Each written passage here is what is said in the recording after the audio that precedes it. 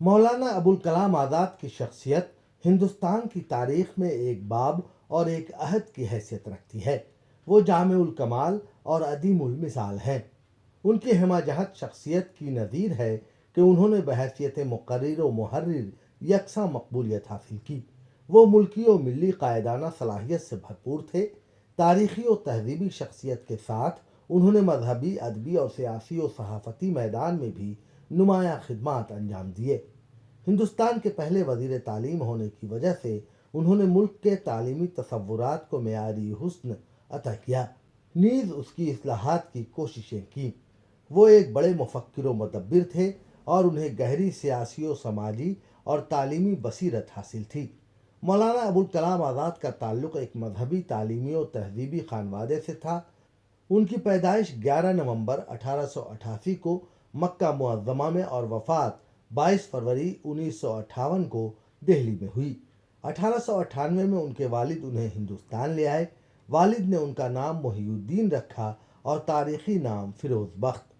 مذہبی علوم سے خصوصی نسبت، تعلیمی و تہذیبی ذوق اور گھر کے ماحول و تربیت نے مولانا ابوالکلام آزاد کو اعلیٰ افکار و نظریات کا حامل بنایا اور بڑے مقاصد و عزائم ان کا نصب العین بن گیا۔ مولانا آزاد نے بہت کم عمری میں اپنی ادبی زندگی کا آغاز کیا۔ 8-10 سال کی عمر عموماً کھیلنے، بے فکری اور غیر سنجیدہ روی کی ہوتی ہے، مگر فطری ذہانت اور ذوق و شوق نے انہیں جلد علم و ادب کے فروغ کے لیے مختص کر دیا۔ 1898 میں انہوں نے محض 10 سال کی عمر میں شاعری کا آغاز کیا اور 11ویں سال یعنی 1899 میں نیرنگ خیال کے اجرا کے ساتھ صحافت کے میدان میں قدم رکھا۔ اس کے بعد متعدد اخبارات جاری کیے اور رسائل کی ادارت بھی کی۔ مولانا ابوالکلام آزاد نے ملک کی آزادی و خوشحالی کے لیے سرگرم سیاست میں حصہ لیا، انگریز حکمرانوں کی بربریت کے خلاف محاذ آرائی کی اور جہد مسلسل میں شریک رہے۔ مولانا آزادی ہند اور انگریز حکومت کے درمیان مضبوط چٹانی عزائم کے ساتھ حائل رہے۔ انہوں نے اپنی زندگی کے بیش قیمتی 10 سال قید خانے کی صعوبتوں میں گزارے۔ وہ 1916 تا 1945 تک وقفے سے سلاخوں میں ڈالے گئے، مگر ان کے ہمت و حوصلے اور پائے استقامت میں لغزش نہ آ سکی اور بالآخر انہوں نے جنگ آزادی کا سپہ سالار بن کر انگریزوں کو ملک سے بے دخل کیا۔ ملک کے تخت و تاج میں انہیں تعلیم کا شعبہ عطا کیا گیا تاکہ ملک کی معماری کا فریضہ انجام دینے کا وہ حق ادا کر سکیں۔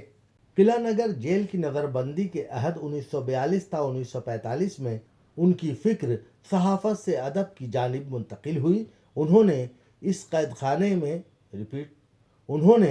قید خانے میں اپنی مکتوبات پر مشتمل کتاب غبار خاطر تحریر کی، جسے ان کا اہم کارنامہ تصور کیا جاتا ہے۔ اس کتاب میں انہوں نے قید خانے کی زندگی کی رودات کے علاوہ ملک کی سنگینی حالات کی تصویر کشی کی اور اپنے علم و فن کی ہنرمندی کے جلوے بھی بکھیرے۔ مولانا ابوالکلام آزاد کی نثر تعقل و تفکر سے پر ہے۔ اس کا اسلوب منفرد، دلچسپ اور جاذب نظر ہے۔ زبان و بیان معیاری، علمیت سے بھرپور اور مطالعے کے لیے علمیت و افکار کا تقاضا کرتا ہے۔ مولانا حسرت موہانی کے مطابق جب سے دیکھا ابوالکلام کی نثر، نظم حسرت میں کچھ مزہ نہ رہا۔ مولانا ابوالکلام آزاد کا ایک بڑا علمی کارنامہ قرآن مجید کی تفسیر و تشریح ہے۔ انہوں نے 2 جلدوں میں ترجمان القرآن کے نام سے قرآن حکیم کی تفہیم کی۔ ان کی علالت صحت کے باعث تیسری جلد نہ آ سکی۔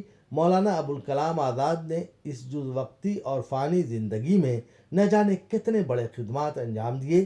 ملک کا سیاسی و سماجی، تعلیمی و تدریسی، علمی و ادبی اور تاریخی و صحافتی میدان مولانا آزاد کے کارناموں سے روشن اور متواتر ہے۔